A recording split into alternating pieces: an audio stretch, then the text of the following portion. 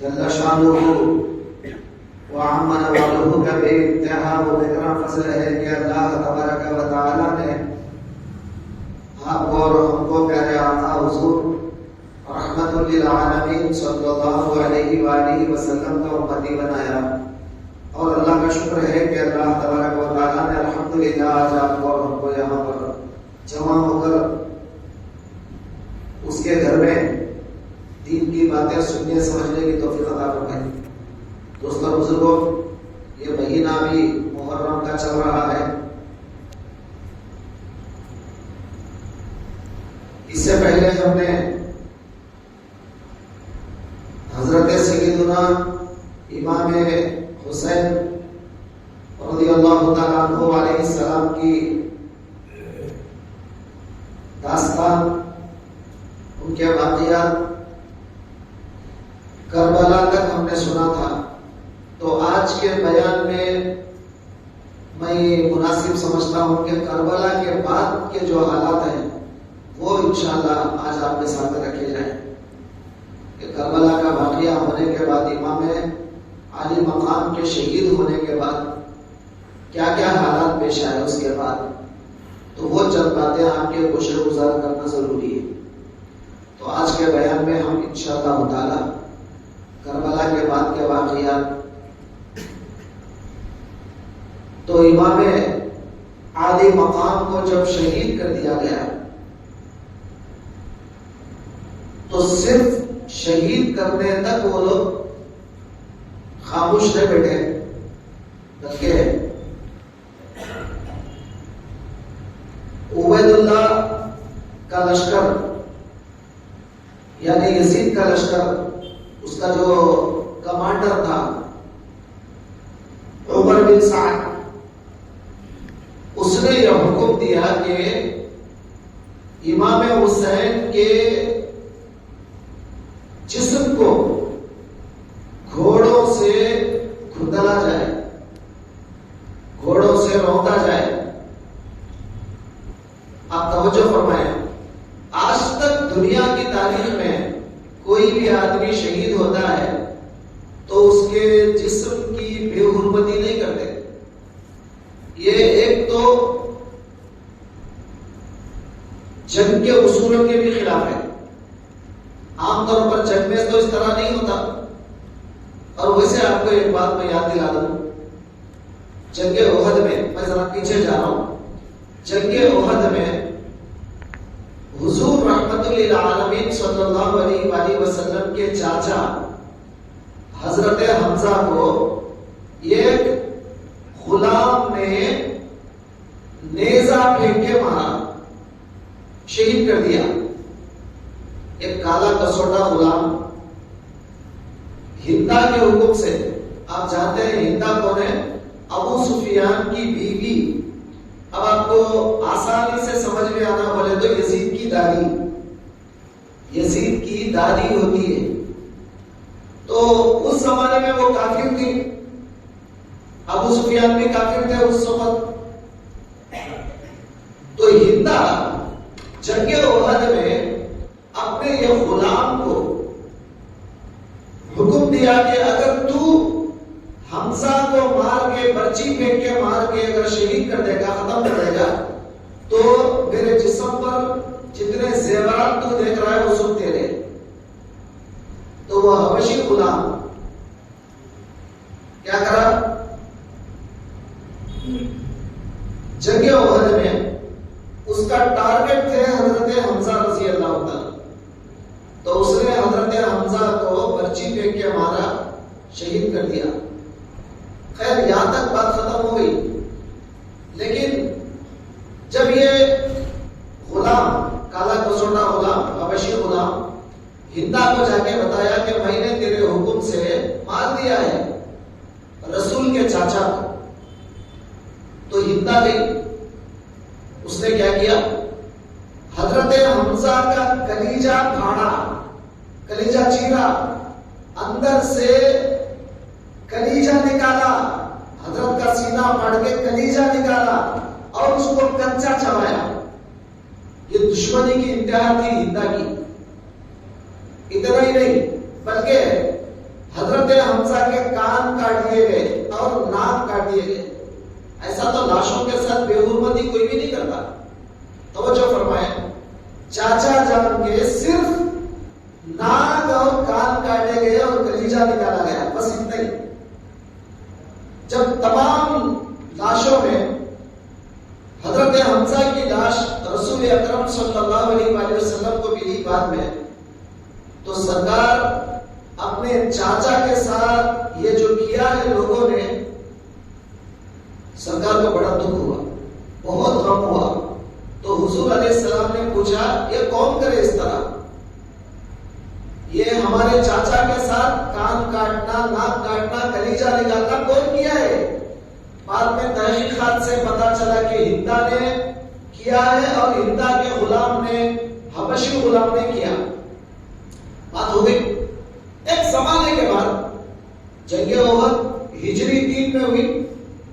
अब हिजरी 8 में जब मक्का फतह हो गया 5 साल के बाद, ये वाकया अब तवज्जो फरमाना, जंगे ओहद हो जाने के बाद 5 साल के बाद जब मक्का फतह हो गया, हुजूर अलैहिस्सलाम मक्के पर अपने झंडे गाड़ दिए। तो उस वक्त ये हिंदा और वो गुलाम, ये दोनों मुसलमान बनने के लिए आए, क्योंकि हुजूर ने ऐलान कर दिया आम माफी का, जो भी मुसलमान बनेगा उसको माफ कर दिया जाएगा। तो काफिर थे वो दोनों के दोनों, मुसलमान बने, रसूल के पास आए, कलीमा पढ़े। सरकार ने सजा क्या दिया? खैर मुसलमान बन के अच्छा काम किया, ठीक है, लेकिन आइंदा से तुम दोनों जिंदगी भर मेरे सामने मत आना। रसूल सल्लल्लाहु अलैहि वसल्लम ने उनको अपने दीदार से महरूम कर दिया।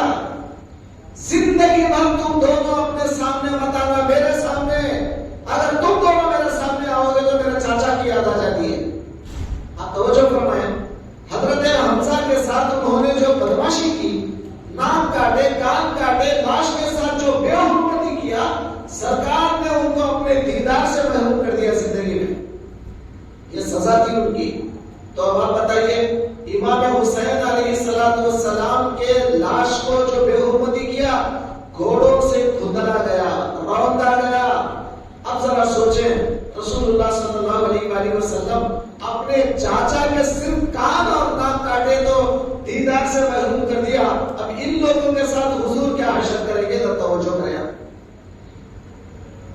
दूसरी बात, अब जब हजरत इमाम हुसैन को शहीद कर दिया गया तो उनका सर लेकर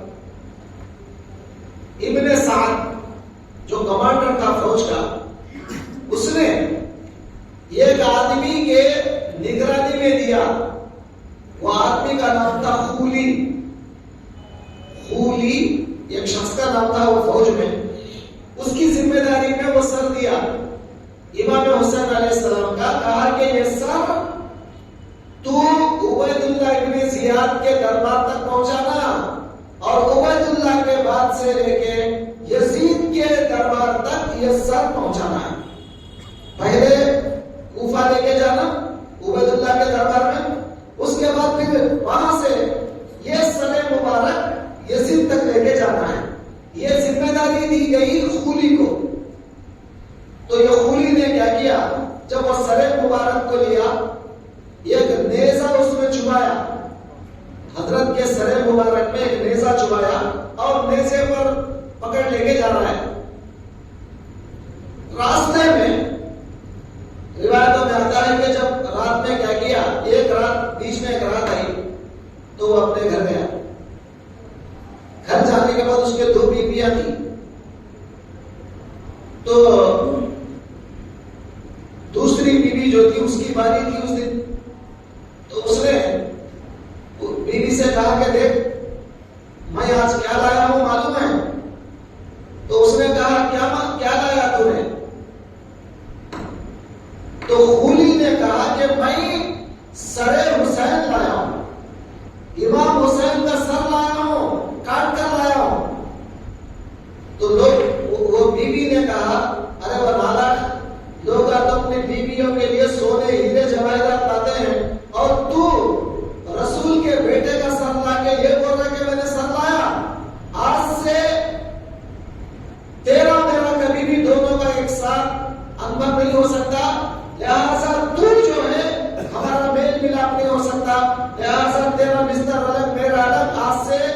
सिवा मेरा कोई ताल्लुक नहीं है, मैं तुझे छोड़ के चली जाती हूँ। तो एक अल्लाह वाली औरत थी, ऐसे जालिम बदमाश को छोड़ी और चलेगी। और ये कहने के लिए कि इमाम हुसैन से कितनी मोहब्बत थी उस औरत को। खैर वो रात हो गई। अब उसके बाद ये सरे मुबारक को लेकर फिर जा रहा है उबैदुल्लाह के दरबार में। आप तवज्जो करें, रास्ते में एक चर्च आता है, चर्च पास्टर उसमें था, एक चर्च का बहुत बड़ा पास्टर था, ईसाई राही। उसने देखा कि लोगों ये क्या है, ये सर क्या है, ये काफिला क्या है, ये कौन लोग हैं। सर जो है ना नेजों पर रखकर औरतों को खैली बनाकर ले जा रहे हैं, कौन लोग हो तुम लोग। तो इन लोगों ने कहा हम मुसलमान हैं, हम मुसलमान हैं, ये सर हमारे नबी के बेटे का है। क्योंकि तमाम लोग रसूलुल्लाह सल्लल्लाहु अलैहि वसल्लम के नवासे को बेटा ही कहते थे, नवासा कोई भी नहीं बोलते। और सरकार ने भी कह दिया मेरी औलाद क़यामत तक फातिमा की औलाद से ही आम होगी और मेरी औलाद फातिमा की औलाद होगी। तो तमाम सहाबा हजरत इमाम हुसैन को सरकार का बेटा ही कहते थे। या इब्न बिन्ती रसूलिल्लाह नहीं बोलते, या इब्न रसूलिल्लाह, ऐ रसूलुल्लाह के बेटे कहते थे। तो हजरत इमाम हुसैन अलैहिस्सलाम को जब लेकर जा रहे थे तो वो पास्टर ने पूछा कि कौन हो। कहा क्या मुसलमान है, ये हमारे नबी के बेटे का सर हम लेके जा रहे हैं उबैदुल्लाह के दरबार में। तो उसने देखा वो सर से लेकर आसमान तक ये तो नूर ही नूर है। आप थोड़ा तवज्जो करें, वो नूर ये बदमाशों क्यों नहीं दिख रहा है।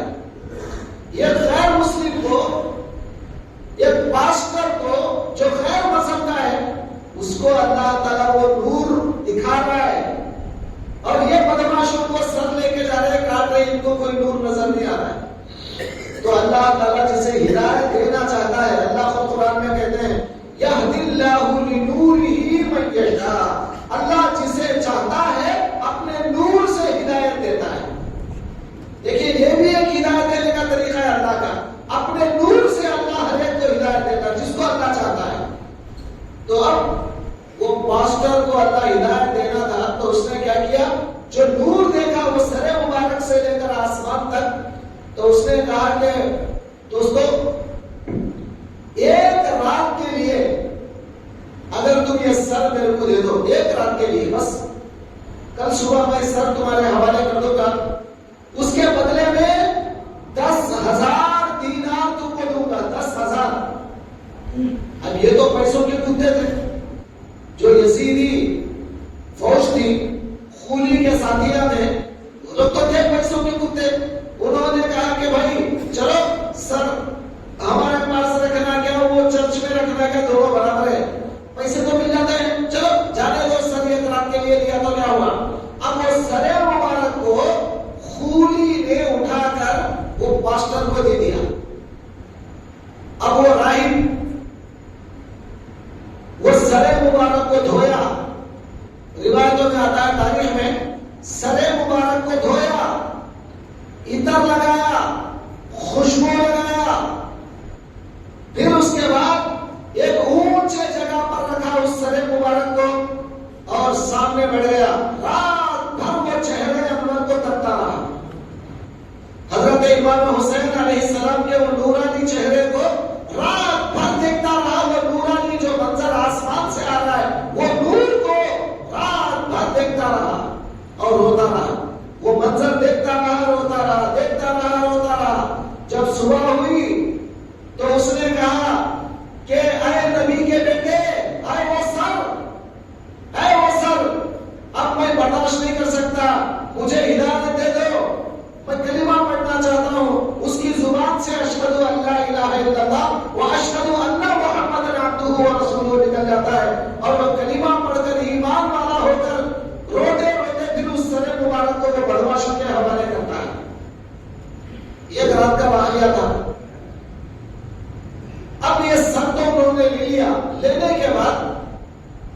वो चर्च के ऊपर एक पत्थर था,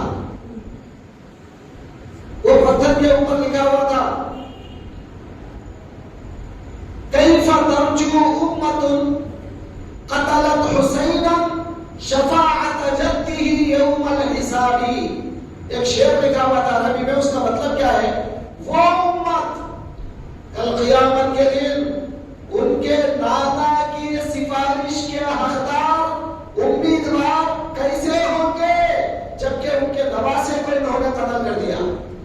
जिन नवासे को कत्ल किया वो उम्मत अपने नाना जान की सिफारिश की उम्मीद क्या कर सकती है क़यामत के दिन? ये पत्थर लिखा हुआ है। तो ये लोगों ने पूछा कि भाई ये पत्थर कब से है? यहाँ शहीद तो हुए नवासे, लेकिन ये पत्थर कब से है? फरमाया मुझे पता नहीं, मेरे दादा परदादा के जमाने से मेरे चर्चा एक पत्थर लिखा हुआ है, ऐसी है। तो पता चला दोस्तों, अल्लाह ताला इनकी महरूमी पहले ही बता दिया कि जो इमाम हुसैन को शहीद करेगा कल क़यामत के दिन सरकार दो आलम उसकी सिफारिश क्या करेंगे, बल्कि वो सिफारिश से भी महरूम हो गए। खैर, अब इसके बाद ये जो काफिला था, मतलब ये लोग जो थे सरे मुबारक को लिए 10,000 दीनार लिए थे। 10,000 सिक्के थे ना, 10,000। वो सिक्कों को थैलियों में रखे थे। रखने के बाद जब उबैदुल्लाह इब्ने जियाद के करीब गए, उबैदुल्लाह के दरबार के करीब गए, तो ये लोग आपस में बोलने लगे, भाइयों वो जो सिक्के 10,000 जो उन्हें दिया था, एक राइट पास्टर जो 10,000 सिक्के दिया था, चलो खोलो उसको, हम बांट लेंगे आपस में, वरना उबैदुल्लाह के दरबार में अगर लेके जाएंगे वो सारे पैसे वो ले लेगा, सारे सिक्के वो ले लेगा, लिहाजा हम बांट लेंगे आपस में, खोलो सिक्के खोलो। जब वो सिक्कों को खोला गया, तारीख की किताबों में लिखा है, तारीख मिरातुल ज़मान, तारीख तबरी, बड़ी तारीख की किताबों में लिखा है, जब वो सिक्के खोले गए 10,000, तो वो सारे के सारे सिक्के अशरफिया जाकर मट्टी के यानी ठीकरिया बन गए, मट्टी के ठीकरिया बन गए पूरे के पूरे। और वो ठीकरी के एक तरफ लिखा हुआ था, वला तहसबन्नल्लाह गाफिलन अम्मा यअमलु ज़ालिमून। और ये जालिम लोग जो कर रहे हैं, जो भी कर रहे हैं, अल्लाह को गाफिल ना समझना चाहिए, यानी अल्लाह गाफिल नहीं है, ये लोग जो भी बदमाशियां कर रहे हैं, ये ठीकरी के ऊपर लिखा हुआ है। तो आप सोचिए, रात अल्लाह ताला ने उन सिक्कों को ठीकरियों में बदल दिया, तो इसका मतलब इनकी फूटी किस्मत, पैसों से भी हाथ धो बैठे, और उल्टा ये लोग जालिम का टाइटल भी अल्लाह से जो है ले लिए। दोस्तों, फिर उसके बाद उबैदुल्लाह के दरबार में जब सरे मुबारक को ले जाया गया, तो उबैदुल्लाह सर नीचे रखकर ऊपर बैठ के लकड़ी से इमाम हुसैन के होठों को हिलाकर देख रहा है। तो वहां पर एक साहब थे, उन्होंने कहा कि अरे वो मलूम क्या कर रहा है? ये वो लबे मुबारक है जिसको आका दो आलम मोहम्मद अरबी सल्लल्लाहु अलैहि वसल्लम बोसा दिया करते थे, और आज तू इन लोगों को हिलाकर लकड़ी से देख रहा है। उसके बाद उबैदुल्लाह ने अपने दरबार में एक रात रखने के बाद फिर ये सारे लोगों को वो सर देकर यजीद तक भेजा, यजीद के दरबार में। अब ये काफिला चलता जब कई दिन के बाद यजीद के दरबार में पेश हुए, और किस अंदाज में ले जाया गया, तो रिवायतों में आता है, किताबों में, जितनी औरतें थी नबी की शहजादियां, नबी के आल की वो जो लड़कियां, वो औरतें, उन तमाम के हाथ और पैर बंध दिए गए। हाथ और पैर बांधकर बड़े बड़े संदूकों में बंद करके अंदर औरतों को रख दिया गया, और हजरत इमाम ज़ैनुल आबिदीन जो जिंदा बच गए थे करबला के मैदान में, इमाम ज़ैनुल आबिदीन को हाथ में हाथ बंध दिए गए, और पूरा नीचे से ऊपर तक लोहे के जंजीर पहना दिए गए, और यजीद के दरबार में पैदल उनको ले जाया गया। आज लोग क्या करते हैं, थोड़ी दूर अगर पैदल चले तो थक जाते हैं, थोड़ी दूर।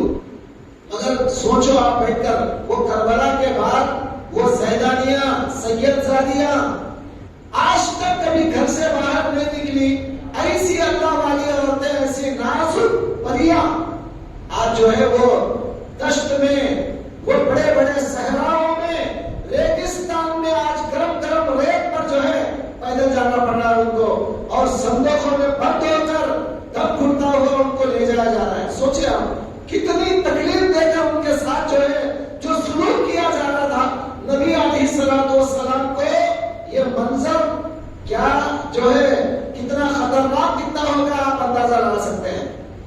आजकल आज के दौर में वहां भी लोग, आप बुरा मत माने, मैं अगर किसी को बोलता हूं तो आप बुरा न माने कि फला जो है आप मौलाना इसको बोले उसको बोले मत समझना। जो तारीख है हकीकत है वो सामने आपको मानना चाहिए। जितने वहाबी हैं वो लोग कहते हैं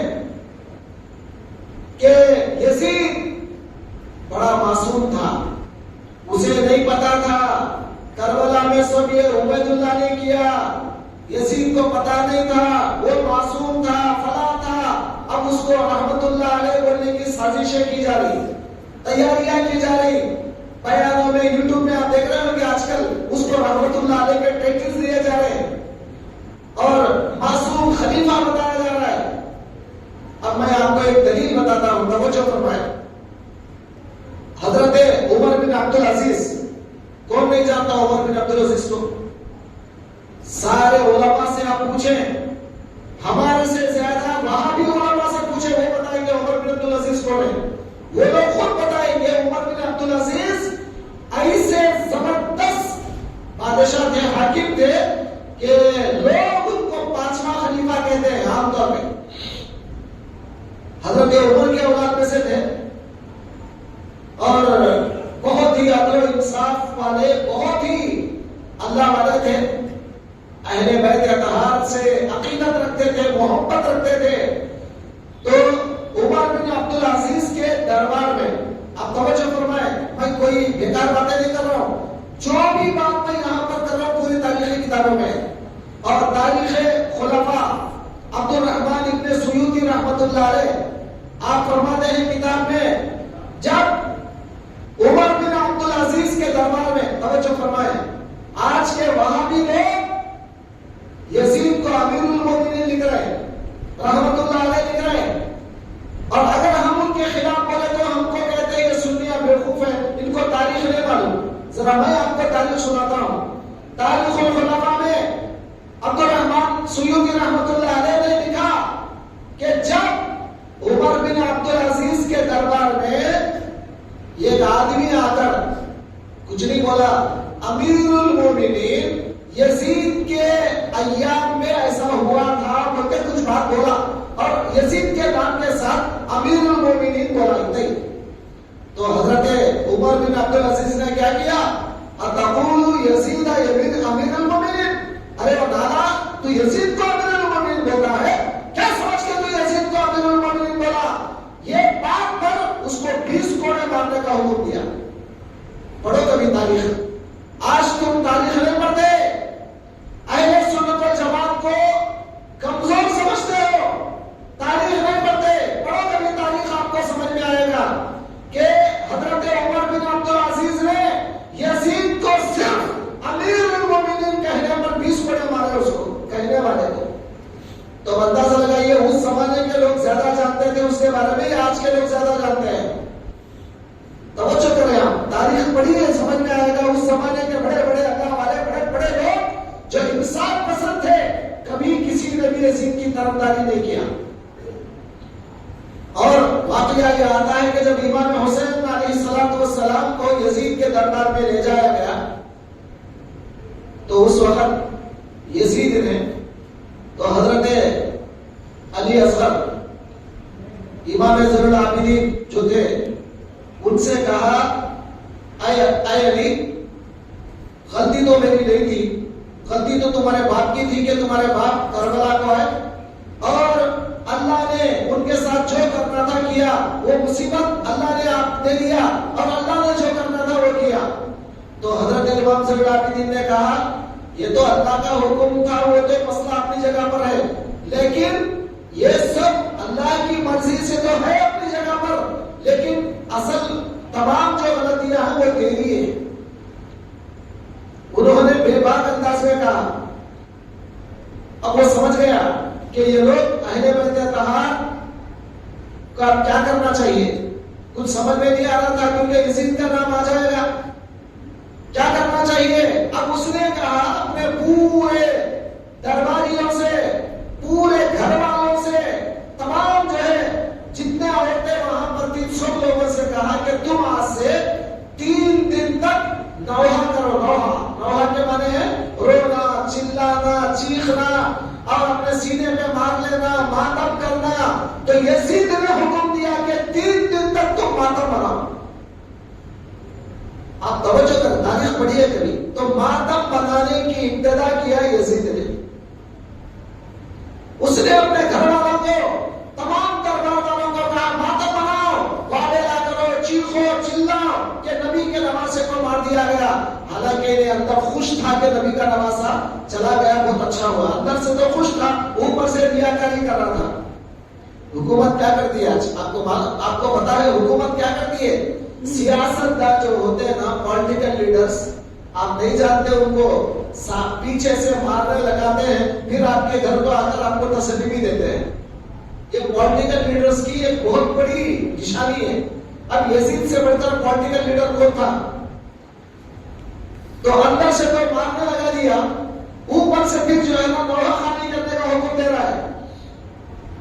उसके बाद वो जो सैयद जादिया थी, इमाम हुसैन की बहन हजरत ज़ैनब और इमाम हुसैन की लख्ते जिगर बेटी फातिमा, ये लोग जो छोटे छोटे, उन्होंने कहा यजीद हमारा माल लूट लिया गया, हमारी दौलत लूट ली गई। तो यजीद ने क्या किया, बतौर मेहरबानी उन लोगों को कहा कि जितना इनसे लिया गया वो सब दे दो और ज्यादा से ज्यादा करके मालो दौलत दो। बात हो गई यहाँ तक। अब हजरत ज़ैनब, ये ज़ैनब कौन है, आजकल का वहां बड़ा नहीं, मैं वहां बड़े की बात नहीं कर रहा हूं, आजकल की किसकी बात कर रहा हूं, हजरत ज़ैनब की बात कर रहा हूं। कौन है ज़ैनब, इमाम हुसैन की बहन, हजरत अली की बेटी। करबला में वो लोग मौजूद थे और जो मौजूद थे उनका अकीदा क्या था यजीद के बारे में, तवज्जो करें आप। हम दूर हैं, 1400 साल दूर आ गए हम लोग, लेकिन करबला का वाकया अपने आंखों से देखा, पूरा जुल्म सहा, यजीद के दरबार तक पैदल चले, जुल्म उनके ऊपर हुआ। वो मजलूमों से पूछो यजीद का किरदार क्या है, यजीद के बारे में वो क्या बोलते हैं। आज का वहाबड़ा क्या बोलता है वो सोचने की जरूरत नहीं, आज का मौलवी मुल्ला क्या बोलता है वो देखने की जरूरत नहीं। उस जमाने में जिस पर जुल्म हुआ उन्हें क्या बोलता है वो देखो आप। हजरत इमाम हुसैन की बहन ज़ैनब कहती है, क्या कहती है, ये पॉइंट बहुत नोट करने वाली है। फरमाया अगर क्या क्या कहा था, तो जो सुने किताब में है, अगर काफिर बादशाहों में, मैं दोबारा फिर रिपीट कर रहा हूं इस बात को, मुसलमान नहीं बोल रहे, हालांकि ऐसे मुसलमान था, कलीमा पढ़ने वाला मुसलमान है, मगर हजरत ज़ैनब क्या कहती है, काफिर बादशाहों में अगर अच्छा बादशाह है तो यजीद है। ये किताब में नहीं, तारीखुल खुलफा में बात लिखी हुई है, तारीख तबरी में लिखा हुआ है, तारीख क्या बोलते हैं अल बिदाया व निहा में लिखा हुआ है, समझे। हर तारीख के अंदर, एक किताब के अंदर भी ये वाकया रदली किया है, हर एक ने लिखा है इस वाकये को और कहा ज़ैनब ने काफिर बादशाह में अगर कोई अच्छा है तो वो यजीद है। मुसलमान नहीं बोल रहे उसको, काफिर बोल रहे। हालांकि हम तो मुसलमान बोलते हैं, हम तो आज तक मुसलमान, कलीमा पढ़ने वाले को मुसलमान बोलते हैं, लेकिन ज़ैनब जो है इमाम हुसैन की बहन, वो क्या कहती है, अगर काफिर बादशाह में अगर कोई अच्छा है तो वो यजीद है। आप समझ गए मेरी बात। तो करबला वालों से पूछो यजीद के बारे में वो लोग क्या बोलते हैं, हमसे क्या पूछेंगे आप। तो जो करबला में जिन पर जुल्म हुआ है उनसे पूछो यजीद के बारे में वो लोग क्या बोलेंगे। दोस्तों आज हम यहाँ 1400 साल के बाद बकवास करना, यजीद बड़ा अच्छा था, वो था, तारीफ करने की जरूरत नहीं है। उस जमाने के लोग किस अंदाज में उसके साथ अकीदा रखते थे, अभी यहां तक बात खत्म नहीं हुई। यजीद के दरबार में एक ईसाई सफीर को तो समझते ना, एम्बेसडर जो आते हैं दूसरे मुल्क से, अब आजकल वजीर खालिजा होते हैं, आजकल जो है वजीर खारिजा बोलते हैं, बाहर से यहाँ का वजीर, बाहर का उधर का वजीर इधर आते जाते रहता, दोनों में बातचीत होते रहती है। तो अब उस जमाने में एक सफीर रोम से आया था, रोम से। आपको मालूम रोम किसका गढ़ है? ईसाइयों का अड्डा है, ईसाइयों का गढ़ है। तो रोम से एक सफीर आया था, एक अम्बासडर, यजीद से बातचीत करने के वास्ते, क्योंकि यजीद बादशाह। अब वो बादशाह से कुछ बातचीत, आजकल आते हैं ना अरब के लोग, ये हिंदुस्तान के लोगों से बात करने के लिए, बड़े बड़े मिनिस्टरों से बात करने के लिए, प्राइम मिनिस्टर से बात करने के लिए बाहर से आते रहते, देखा ना आपने? कोई कुवैत से आता, कभी इधर से वजीर खारिजा आते रहते वहां के। तो अब वो उस जमाने में एक मिनिस्टर, एक सफीर रोम से आया था, रोम से, क्रिश्चियन था। वो बैठा हुआ था, ये काफिला इमाम हुसैन के सर को लेकर आया। वो बैठा हुआ था अंदर, यजीद के साथ बैठा हुआ था। उसने पूछा, यजीद ये कौन है? ये कौन है? ये सर क्या है? ये गड़बड़ क्या है? ये रोना धोना क्या है? क्यों रो रहे तुम लोग? और ये रोना धोना क्या है? और ये सर किसका है? क्या है ये मामला? तो यजीद ने कहा, हादा रासुल हुसैन। यजीद ने कहा, हादा रासुल हुसैन, ये हुसैन का सर है। वो उसको क्या मालूम रूम वाले को हुसैन कौन है? तो उसने पूछा, बनी हुसैन। हुसैन कौन हुसैन? तो फिर यजीद ने कहा, इब्नु फातिमा, इब्नु फातिमा, फातिमा का बेटा। तो फिर वो सफीर बोला, मनिल फातिमा, फातिमा कौन? तो यजीद ने कहा, इब्नतु मोहम्मद, मोहम्मद रसूलुल्लाह की बेटी फातिमा। तो इसका मतलब वो सफीर को समझ में आ गया, ये मोहम्मद रसूलुल्लाह का नवासा है, नबी के बेटी का बेटा है। अब वो सफीर को समझ में आ गया। तो उसने कहा, अच्छा तुम लोगों ने तुम्हारे नबी के बेटे के साथ यह हशर किया, तब्बल्लकुम, तुफ है तुम्हारी जिंदगी पर, तबाही है तुम्हारी जिंदगी पर, अफसोस है तुम्हारी जिंदगी पर। हमारे पास इंदना फिल जज़ाइर, हमारे पास जजीरों में एक जो है चर्च है। जजीरा वो तो समझते ना, आइलैंड जिसको आप बोलते हैं, अतराफ जो है पानी होता है, बीच में जो है कुछ गांव बस्ती वगैरह होती है, उसको जजीरा कहते हैं, समंदर के बीचों बीच में, जिसको तेलुगु में आप दीवी कहते हैं। तो ऐसे तमाम जो है जजीरों में से एक जजीरे के अंदर एक चर्च था।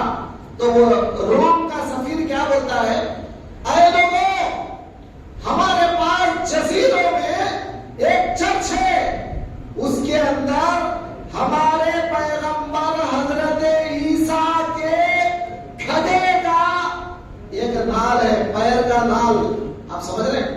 हजरत ईसा का गधा भी नहीं, हजरत ईसा जो गधे पे बैठते थे, उसके पैर को जो नाल मारी जाती ना, लोहे का, मालूम ना आपको, जानवर के पैर में जो नाल ठोकी जाती है, वो ईसा के गधे के पैर का एक नाल हमारे चर्च में मौजूद है। तो हमारे सारे ईसाई जाकर वो नाल का तवाफ करते हैं और तुम्हारे काबे से ज्यादा एहतराम करते हैं।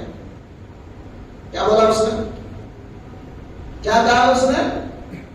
हमारे ईसा का गधा जिस पर बैठते थे ईसा, वो गधे के पैर का एक नाल हमारे पास है, उसका तवाफ करते हैं हम लोग और उसकी ताज़ीम करते हैं। तुम्हारे काबे को तुम कितना चिंता करते हो, उससे ज्यादा हम ताज़ीम करते हैं। तुम नबी के बेटे के साथ ऐसा कर रहे हो। लव गाना ली ईसा इब्न, अगर ईसा का कोई बेटा होता तो हम खांदे पे बिठा लेके फिरते और कभी खांदे से नीचे नहीं उतारते। मतलब हम अपने खांदे पे बिठा लेके फिरते, उसको जिंदगी में पैर नीचे रखने नहीं देते, क्योंकि वो हमारे नबी का बेटा है। और तुम तुम्हारे नबी के बेटों के साथ ऐसा करते हो। तो दोस्तों बुजुर्गों, सारी दुनिया की कौमें हंस रही थी उस वक्त के क्या हो रहा है तमाशा। अभी यहां तक बात खत्म नहीं हुई। यजीद भी मरा एक ना एक दिन, मौत तो आना आ रही है। अब वो कैसे मरा, तवज्जो फरमाए। 60/1 में 61 में करबला का वाकया हुआ। हिजरी 60/1 61 करबला का वाकया हुआ। अब 62 में यानी हिजरी के 62 में मदीने के सारे सहाबा जो भी थे उस जमाने में, जो हुजूर के जमाने में बच्चे थे, सहाबा आज बुढ़े हो गए, और जो भी सहाबा जिंदा थे वो सारे सहाबा ताबईन मुसलमानों ने, मदीने वालों ने यजीद की बैत को तोड़ दिया। आप तवज्जो करें, यजीद की बैत तोड़ दिया। कहा यजीद बदमाश है, अब उसकी बैत हमें करने का नहीं है। जो बैत हमने किया यजीद से उसको हम तोड़ देते हैं। यजीद की बैत को तोड़ दिया सारे मदीने वालों ने। क्या हुआ, जब मस्जिद के बाहर आए लोग, एक ने अपना शमला निकाला, शमला निकाल के नीचे फेंका। कहा कि लोगों, जैसा मैंने शमला निकाल के नीचे फेंका वैसा यजीद के बैत को भी मैंने फेंक दिया। एक दूसरा आदमी चप्पल निकाला, अपनी चप्पल को नीचे फेंका। कहा जैसा मैंने चप्पल फेंका वैसा यजीद के बैत को मैंने तोड़ दिया। देख रहे हैं सहाबा का रवैया क्या था। सहाबा कभी यजीद को रहमतुल्लाह अलैह या जो है ना खलीफा फला फला नहीं बोले, बल्कि उसकी बैत को तोड़ दिए मदीने के लोग। करने के बाद क्या हुआ, 60/3 में वाकया हुआ, 60/2 में 62 में। उसके बाद 63 के अंदर यजीद क्या किया, 17,000 की फौज मदीने के ऊपर भेजा। 17,000 फौज, एक नहीं दो नहीं, 17,000 मदीने वालों को मारने के लिए, क्योंकि मदीने वाले यजीद की बैत तोड़ दी। अब ये 17,000 लोग जब आए, यजीद का खत आज भी हर किताब में, वहाबियों को शायद वो नहीं दिखती होगी किताब है, मेरे पास लाओ बताऊंगा उनको, नहीं दिखती हो किताब, हर किताब में। चलो भाई हमारी तुम्हारी नहीं, हर किताब में जितने नए हिस्ट्री की किताबें हैं, हर एक किताब के अंदर यजीद का खत है। क्या लिखा उसने, कमांडर को हुक्म दिया, वो जो 17,000 की फौज को भेजा ना यजीद ने, कमांडर को हुक्म दिया, तू जा मदीने वालों को बोल 3 दिन का टाइम ले, 3 दिन के अंदर मेरे हाथ पे दोबारा बैत कर लो बोल। इमाम हुसैन को भी जो मारने लगा बैत नहीं करने की वजह से, और यहां पर भी क्या बोल रहा है, मदीने वालों जब तुमने बैत तोड़ दिया मेरी, दोबारा मेरे हाथ पे बैत कर लो, 3 दिन का टाइम है। तो वो कमांडर को चिट्ठी लिखा, तू हुक्म दे 3 दिन तक, 3 दिन तक कुछ मत बोल, अगर वो लोग बैत करे तो ठीक, 3 दिन के बाद अगर वो लोग बैत नहीं करे, अब तेरी मर्जी, तमाम हलाल हराम चीजें भी तेरे ऊपर हलाल हो गई। क्या यजीद कोई पैगंबर है क्या हराम को हलाल करने के लिए? आप सोचे बैठकर, हराम को हलाल करना कौन कर सकता है? नबी के सिवा ये काम किसी के लिए जायज नहीं है। नबी अलैहिस्सलाम को ये हराम चीज को हलाल करे तो वो नबी कर सकते हैं। नबी के बाद क़यामत तक कोई नबी आने वाला नहीं है, और कोई बादशाह होने दो, बादशाह का बाप होने दो, किसी के बाप की भी मजाल नहीं कि शरीयत में इतना बराबर कमी ज्यादा नहीं करे। हलाल को हराम या हराम को हलाल करना किसी के बस की बात नहीं है। मगर यजीद ने खत में क्या लिखा, आज भी मौजूद है वो खत तमाम किताबों के अंदर। क्या लिखा, 3 दिन का टाइम दे मदीने वालों को, बैत करो, दोबारा न करे तो 3 दिन के बाद तमाम हराम भी तेरे ऊपर हलाल है, पूरा मदीना तेरे लिए हलाल है, जो करता कर ले। तो ये फौज के कमांडर ने क्या किया, 3 दिन इंतजार किया, ऐलान किया, लोगों यजीद के हाथ पे बैत कर लो। 3 दिन तक ये मदीने वाले बैत नहीं करे तो फौज घरों में घुस गई, घरों में घुस गई, मर्दों को तलवारें लेके शहीद कर दिया, सहाबा को, बड़े बड़े सहाबा को कत्ल कर दिया, और घरों में घुसकर औरतों के साथ जिनाकारी किया।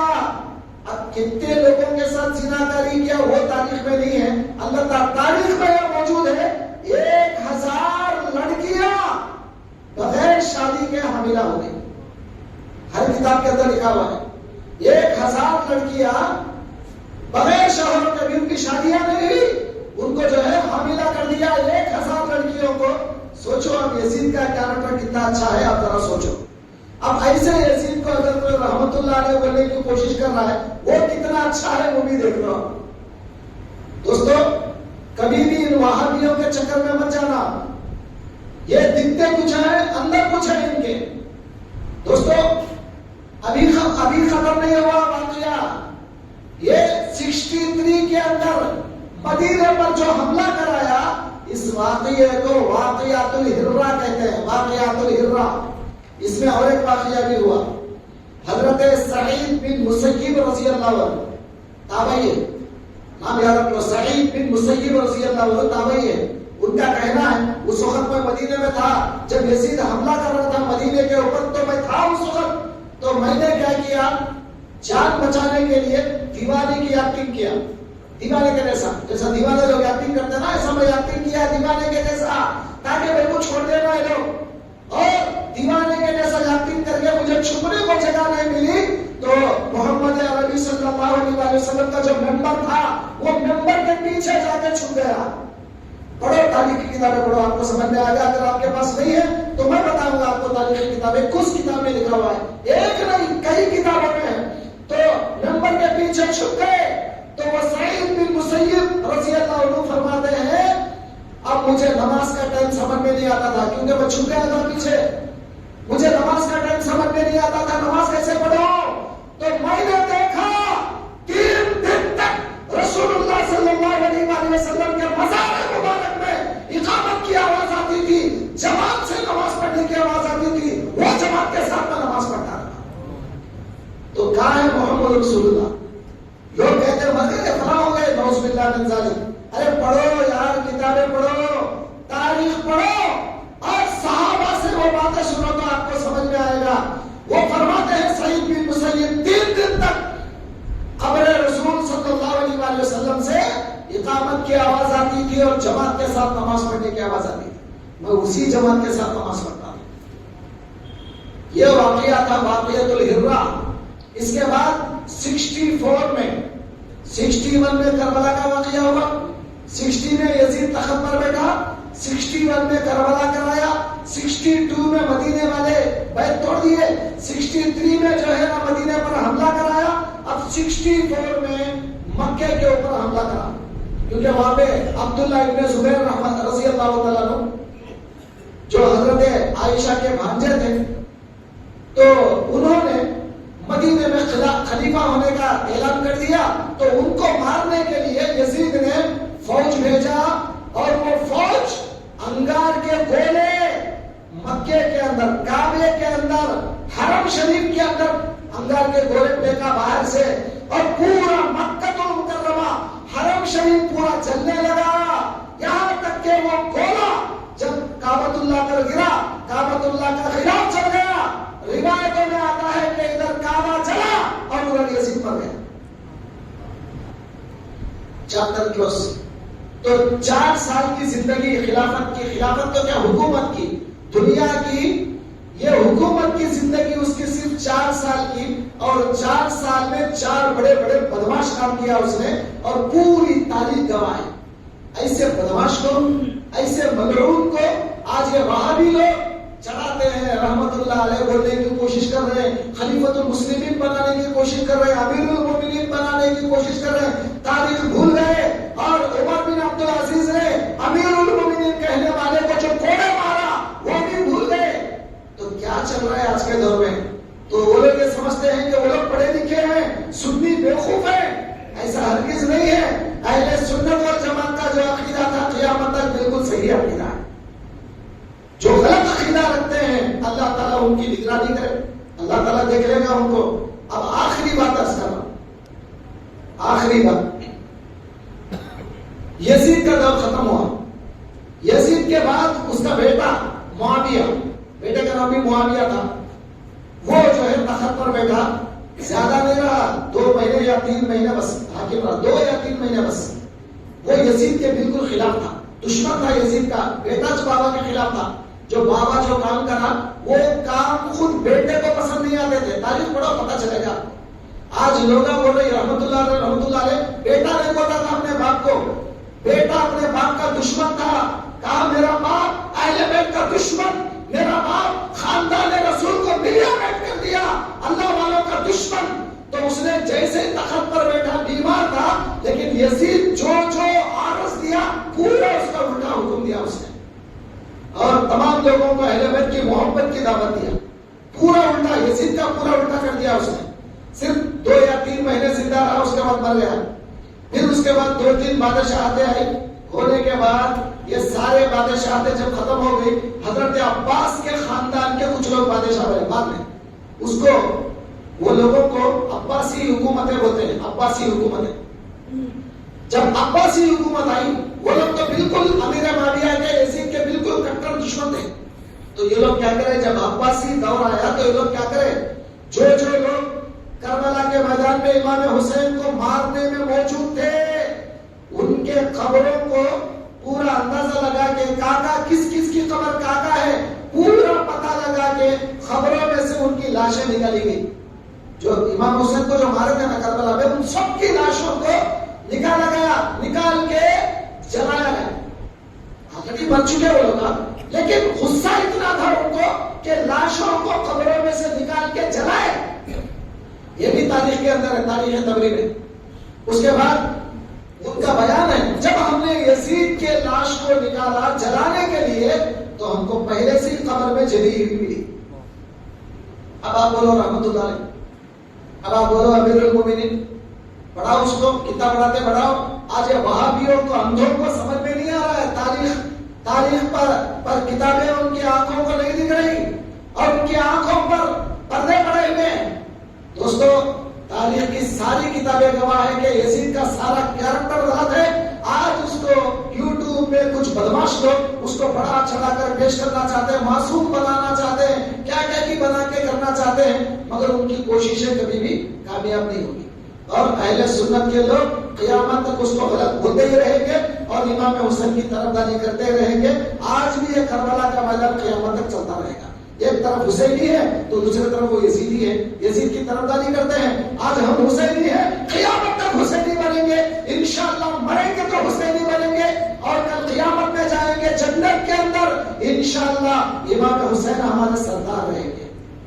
तो दोस्तों बुजुर्गों, दुआ करें अल्लाह ताला से कि अल्लाह ताला हमको इमाम हुसैन अलैहिस्सलाम से सच्ची पक्की मोहब्बत अकीदत रखने की तौफीक अता करे, उनके नक्शे कदम पर चलने की तौफीक अता फरमाए।